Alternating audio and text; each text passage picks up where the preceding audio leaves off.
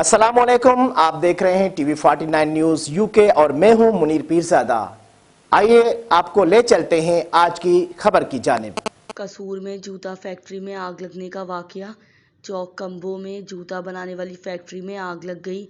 आग मुबैना तौर पर केमिकल का ड्रम फटने से लगी। आइए मजीद बता रहे हैं हमारे नुमाइंदे मियां खलील सिद्दीक आरई। जी मियां खलील, क्या तफसीलात हैं, आगाह कीजिएगा। जी बिल्कुल। रेस्क्यू 1112 के मुताबिक फैक्ट्री के अंदर 10 से 12 अफराद आग में फंसे हुए हैं। रेस्क्यू 1112 कंट्रोल रूम ने फौरी गाड़ियां लोकेशन की तरफ रवाना करवा दी हैं। रेस्क्यू स्टाफ ने अब तक 9 अफराद को DHQ हॉस्पिटल मुंतकिल कर दिया और एक मरीज को मौके पर इब्तदाई तबी इमदाद दे दी गई है। जूते बनाने का लाखों रुपए का मटेरियल जलकर राख हो गया है। रेस्क्यू के मुताबिक मलबा हटाने का काम जारी है। आग पर काबू पा लिया गया है। जी।